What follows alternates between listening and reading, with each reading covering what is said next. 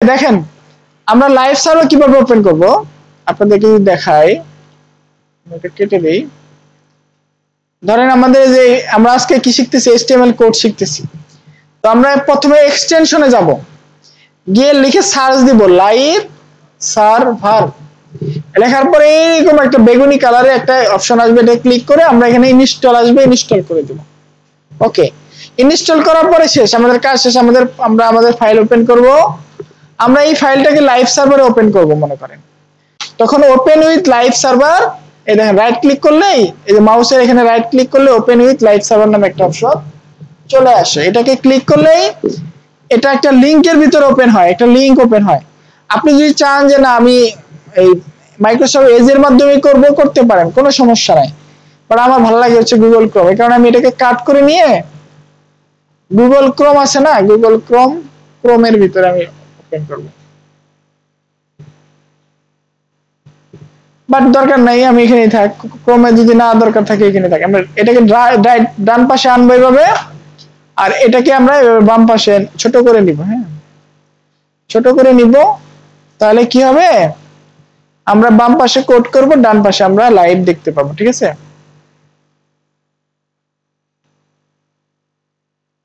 বুঝতে পারছেন? একবারে সিম্পল।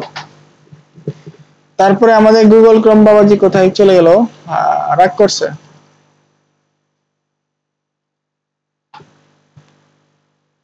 আমরা W3 স্কুল ওপেন করি আবার।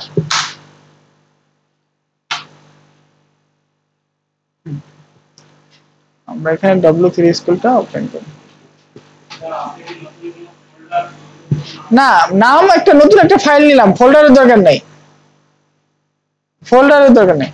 তো আমরা এই যে এখন এই যে কোডটা একটু প্র্যাকটিস করব। হ্যাঁ, ব্লক কোড আমরা কি ইউজ করব, ব্লক কোড। এই কাজটা করার জন্য আমরা যেটা ইউজ করব সেটা হচ্ছে ব্লক কোড। বারবার লাভ পারে, ভালো লাগে। তো আমরা এখানে আমরা লার্নিং কি করতেছি, কোড লার্ন করতেছি। ঠিক আছে, তারপর আমরা এন্টার দেব। ধরেন আমি মাউসটা এখানে আছে, মাউসটা এখানে আছে না, আমি যদি নিচের লাইনে আসতে চাই তাহলে আমাকে কেমনে আসতে হবে, এই যে এভাবে নিচে ডাউন এরে চাপলে হয় না, আসে। বাট এটা না করে আপনি যদি চান এখানে যেখানেই থাকেন, enter, control plus enter, control plus enter চাপলে এটা আপনি নিচে চলে আসবে, নিচের লাইনে অটোমেটিক চলে আসবে। Control plus enter. ওকে, তো আমরা একটু লার্নিং, আমরা এখন একটা ব্লক কোড লিখবো। ঠিক আছে, ব্লক কোডটা কিভাবে লিখবো, একটা পি ট্যাগ নিব, সর্বপ্রথম একটা পি ট্যাগ নিব। হ্যাঁ, আমরা একটা পি ট্যাগ নিব, পি ট্যাগের ভিতরে আমরা কিছু একটা লিখবো। ধরেন কি লিখবো, আচ্ছা এটা দেখেন, এখন ক্লাস দেখেন, পরে দেখেন। আচ্ছা, পি ট্যাগের ভিতরে লিখবো ধরেন রবীন্দ্রনাথ, রবীন্দ্রনাথ ঠাকুর রঠা, ওরফে রঠা বলেছেন। রবীন্দ্রনাথ ঠাকুর কি বলছে, বলছে যে ব্লক কোড। কি বলছে ভাই একটা বলেন না, অনেক কোড। আচ্ছা, অনেক কিছু বলছে, আমি মনে করছি ওনার কিছু বুঝি না। উনি বলছে লরেম, লরেম 100। রবীন্দ্রনাথ ঠাকুর বলছে লরেম 100। এগুলা কি ভাষা বলছে আমরা বুঝি না, এগুলা যা বলছে বলছে। ঠিক আছে, রবীন্দ্রনাথ ঠাকুর এই কথাটা বলছে, এটার ভিতরে আমি ব্লক কোড দিয়ে দিলাম। দেখেন এখন কি হয়, সেভ দেই, এই যখন চলে আসছে দেখেন ডান পাশে। আমরা যদি এটাতে ব্লক কোড না দিতাম তাহলে লেখাটা কিন্তু সরাসরি একবারে পাশাপাশি থাকতো। এখন দেখেন এটা একটা কোড হিসেবে, একটা উদ্ধৃতি হিসেবে চলে আসছে। আচ্ছা, ব্লক কোডটা যে আমরা বিভিন্ন উদ্ধৃতি দেওয়ার জন্য, ওয়েবসাইটে বিভিন্ন উদ্ধৃতি দেওয়ার জন্য আলাদাভাবে বৈশিষ্ট্য হয়, যাতে আমরা যদি ব্লক কোডটা না দিই, দেখেন কি হয়, এই ব্লক কোডটা কেটে দেই, আমরা যে একটা প্যারাগ্রাফ আকারে দেই, দেখুন কি হয়, সব এক হয়ে গেল, প্যারাগ্রাফ হয়ে গেল। But it is not a paragraph, it is a code, একটা ইম্পর্টেন্ট কথাবার্তা। হ্যাঁ, আনতে পারবো না, না উপরে ইনভার্ট কমা দিলে হবে না, আমরা ইনভার্ট কোটেশনে দিলে কোড কোড দিয়ে করতে হবে। সেক্ষেত্রে আমাদের আরেকটা ট্যাগ আছে, নাম হচ্ছে কিউ, আরেকটা ট্যাগ আছে নাম হচ্ছে কিউ। এই কিউ এর ভিতরে আপনি যা দিবেন সেটা কি, দুইটা কোটেশন আছে, কোটেশন দিয়েও করতে পারবো, বাট এটা it is not a quotation. আপনি দেখেন একটু পার্থক্য আছে, দেখেন এই দেখেন আমরা যদি এই লেখাটাকে কিউ এর ভিতরে নেই তাহলে কি হয় দেখেন,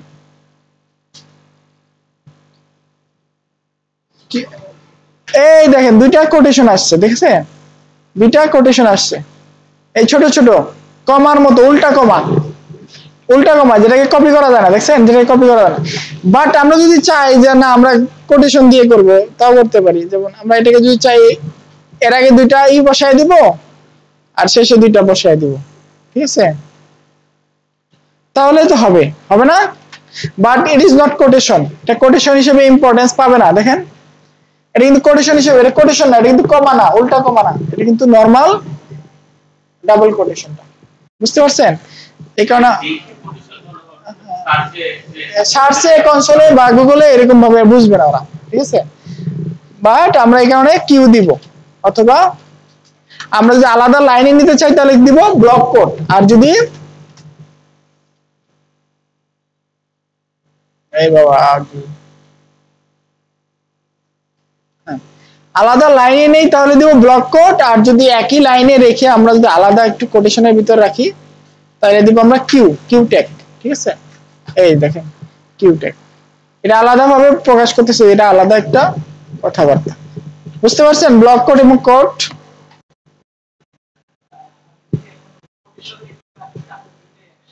হ্যাঁ ধরো আমি যদি ব্লক কোড এর বাইরে ব্লক কোড দেই, এর বাইরে ব্লক কোড দেই, ব্লক কোড, হ্যাঁ,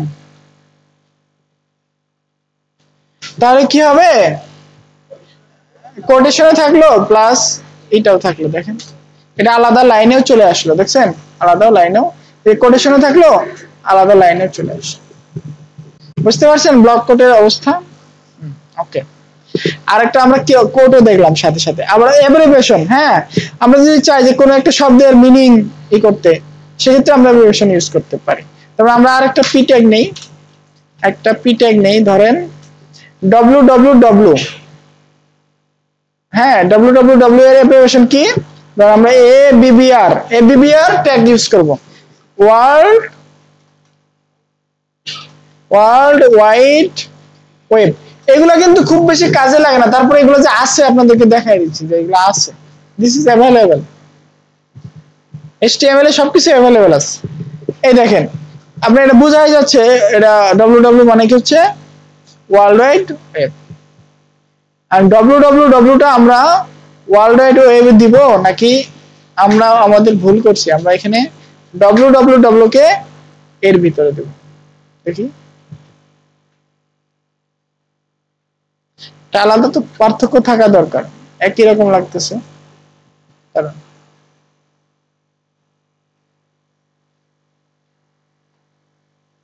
হ্যাঁ, মানে কোনো কিছু যদি আপনি অ্যাব্রিভিয়েশন করতে চান যে আপনি এটার মানে কি, বুঝতে পারছেন? তো অ্যাব্রিভিয়েশনের সিস্টেমটা এরকম না, আমি যেটা দেখাইছি এরকম না, এটা হচ্ছে এরকম দেখাই আপনাদেরকে। কোডটা এভাবে হবে, অ্যাব্রিভিয়েশন এভাবে হবে যে www, এটার হচ্ছে অর্গানাইজেশন, আমি এটা ভেবে দিলাম, হ্যাঁ ওভিয়ারটা কেটে দিই, হ্যাঁ রেকর্ড করতেছি, ইজ এ অর্গানাইজেশন, অর্গানাইজেশন, তারপরে আমরা এই অ্যাব্রিভিয়েশনে যে একটা টাইটেল আছে না, টাইটেল দিব যে www এর মিনিংটা কি, ওয়ার্ল্ড ওয়াইড ওয়েব। তাহলে কি হয় দেখি, তাহলে দেখেন নিচে আন্ডারলাইন চলে আসতেছে, লেখাটা নিচে একটা আন্ডার ডট ডট আসতেছে, এটা অন্যরকম কেমন জানি একটা আসতেছে, এর উপর হোভার করলে আমরা দেখতে পারবো ওয়ার্ল্ড ওয়াইড ওয়েব। এই টুল টিপ টাইপের, বা টুল টিপে তো কিন্তু নিচে আন্ডারলাইন আসে না, বাট এটা নিচে আন্ডারলাইন বা নিচে যে এই বর্ডারটা আসে না, কিন্তু এটা এখানে আসে, অ্যাব্রিভিয়েশনে আসে, ঠিক আছে। আচ্ছা, আরেকটা হচ্ছে অ্যাড্রেস, অ্যাড্রেস নামে একটা কোড আছে, ঠিক আছে। আপনি যদি চান যে কোনো কিছুকে অ্যাড্রেস ট্যাগের মাধ্যমে আপনি যদি কোনো অ্যাড্রেস লিখতে যান, ধরেন পার্কের মোড়,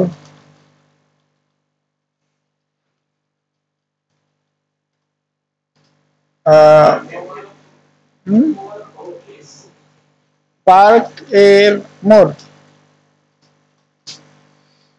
রংপুর। মনিটরটা ঝামেলা করতেছে। রংপুর সদর, পার্কের মোড় রংপুর সদর। এখন দেখেন এটা কিন্তু নরমাল প্যারাগ্রাফের মতো আসতেছে না, এটাকে অ্যাড্রেসের মতো লাগতেছে। এটা একটু ইটালিক হয়ে যাচ্ছে। সেম লেখাটা যদি আমরা ইটালিক করি তাহলে কি হয় দেখেন তো, ইটালিক করলে কি হয়, লেখাটা কি সেম? না, সেম না, একটু হলেও পার্থক্য আছে। এই যে এটার স্টাইলটাই ভিন্ন।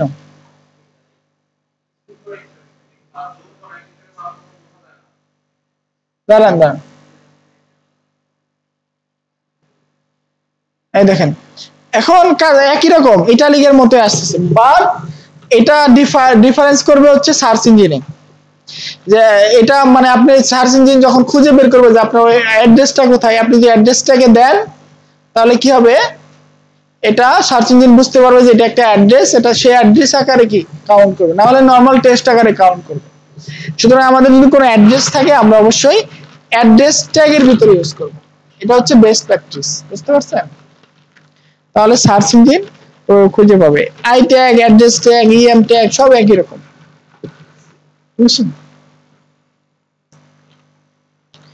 সাইট আছে একটা, সাইট হচ্ছে মানে সাইট বলতে কোনো কিছু একটা ডেসক্রিপশন বোঝানোর জন্য সাইট ইউজ করা হয়।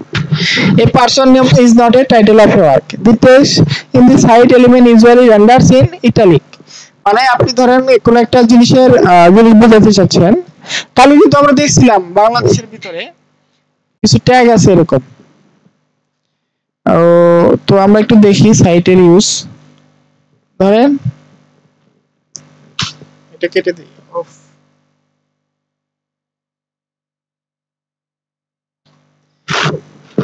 আমরা একটা পি ট্যাগ নিলাম, পি ট্যাগ নিয়ে পি ট্যাগের ভিতরে আমরা ধরেন দিলাম সাইট, সিআইটি, সাইট। এই সাইট ধরেন একটা ওয়াটার লিখলাম, ওয়াটার লিখে আমরা একটা এখানে বিস্তারিত কিছু একটা লিখলাম, ওয়াটার লিখলাম water is essential for us. তো এটা লেখার পরে দেখেন কি আসে, এখানে দেখেন ওয়াটারটা হচ্ছে আলাদা ভাবে এটা একটু ইটালিক হয়ে গেছে, আর ইজ এসেনশিয়াল ফর আস। তো এটাকে ওয়াটারটা যে ইম্পর্টেন্ট একটা বিষয় সেটা বোঝানোর জন্য এই সাইড ট্যাগটা ইউজ করা হয়েছে। হ্যাঁ, ইটালিক করে, এটা রেন্ডার ইন ইটালিক ফরম্যাটে ইটালিক হয়, বাট এটা ইউজ করা হয় কখন জানেন, কোন একটা নাম, এই দেখেন এখানে লেখা person name is not a title of A work. একটা পার্সনের নাম কিন্তু টাইটেল অফ এ ওয়ার্ক হইতে পারে না, তখন আমরা এই সাইড ট্যাগটা ইউজ করি ক্রিয়েটিভ কোনো ওয়ার্কের ক্ষেত্রে। একটা বুক, একটা পোম, একটা সং, এগুলো ক্রিয়েটিভ জিনিস না? এখানে একটা মুভির নাম দেওয়া আছে, এটা ক্রিয়েটিভ জিনিস না? তো এটা আমরা সাইটের ভিতরে দিব, তাহলে গুগল বুঝতে পারবে যে দিস থিং ইজ ক্রিয়েটিভ। এভাবে প্রত্যেকটা ট্যাগের জন্যই আপনার ওই সার্চ ইঞ্জিনের সাথে অ্যালাইন করার জন্য এই ট্যাগগুলো আবিষ্কার করা হয়েছে, বুঝছেন? এই ট্যাগগুলো আনা হয়েছে। সেম আছে, আপনারা যদি চান আরেকটা আছে ভিডিও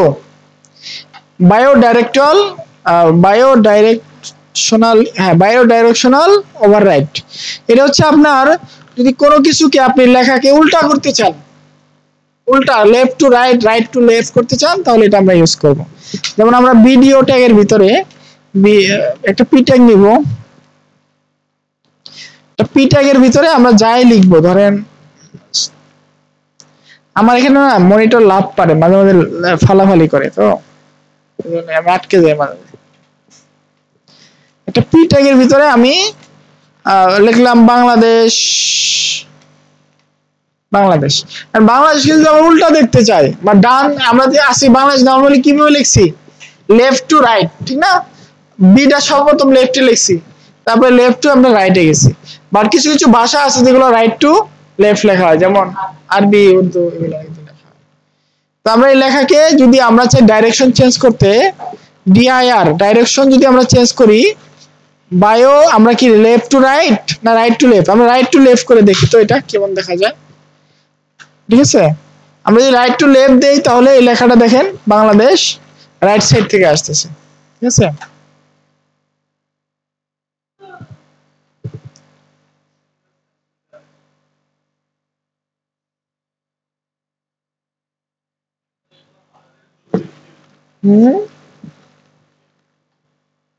জি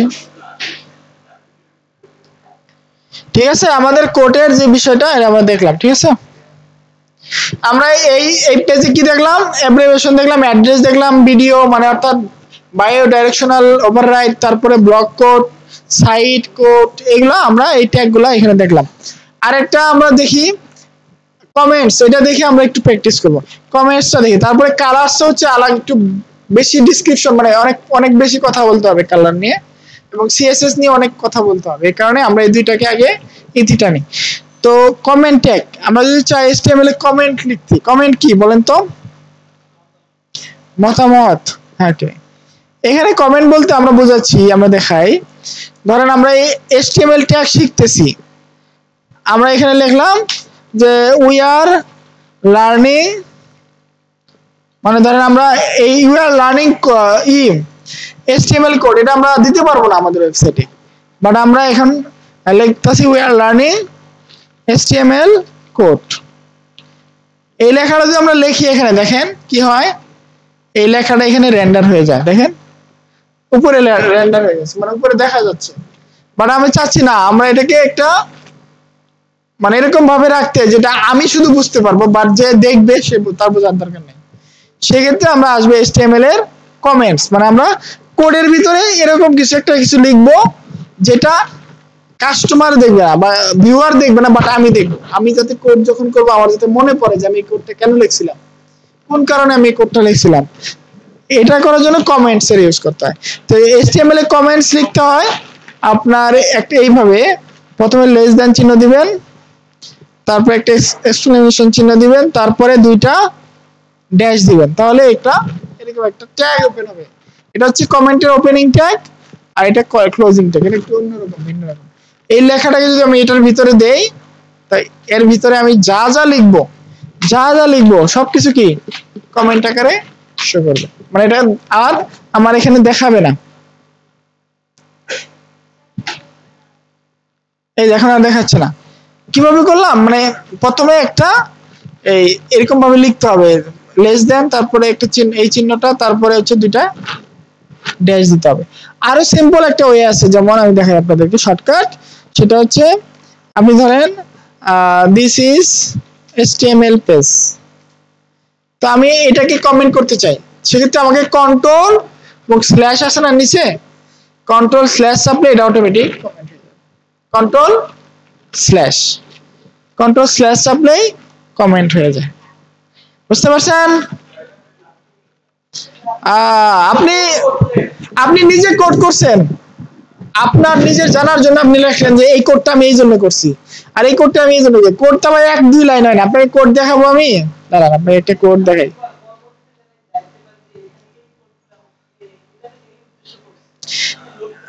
এখন আমি আপনাকে একটু দেখাইছি, তাহলে বুঝবেন আপনি।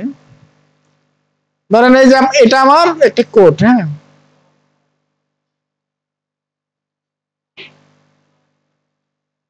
সিএমডি কোড,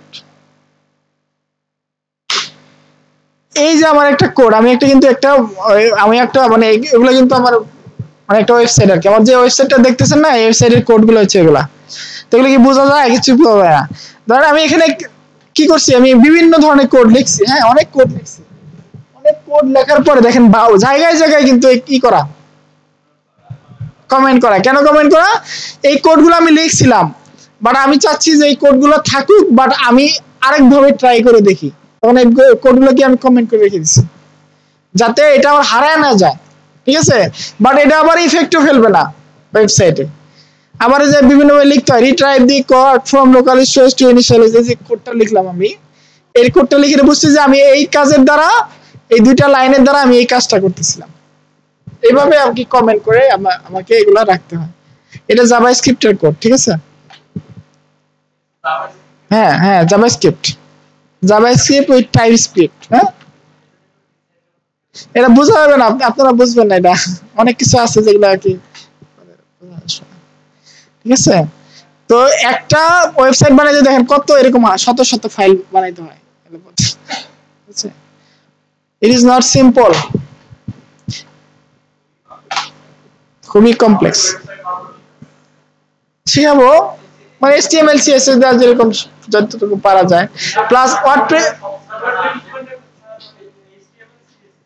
হ্যাঁ, দুটা শিখাবো আর ওয়ার্ডপ্রেস শিখাবো। হ্যাঁ, ওই পাবেন। আমরা ওই যে সি ল্যাবে সবারই একটা করে পোর্টফোলিও আছে, মানে সবারই ব্যক্তিগত একটা পোর্টফোলিও আছে, একটা লিংক আছে, যে লিংকে ঢুকলে তার ব্যক্তিগত তথ্যগুলো সে এখানে দিয়ে রাখছে, তার সিভি দিয়ে রাখছে, এরকম ভাবে আপনার নিজের সিভি দিয়ে রাখবেন। হ্যাঁ, না ডোমেন কিনলে টাকা লাগবে, বাট হোস্টিং আমরা ফ্রিতে করতে পারি যদি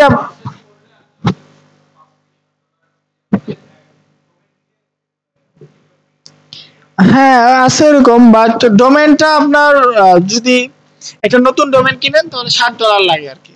একটা নতুন অ্যাকাউন্ট নিজের কার্ড দিয়ে যদি করেন, আর যদি অন্যের কার্ড দিয়ে করেন তাহলে আপনার $14 লাগবে, $13 লাগবে।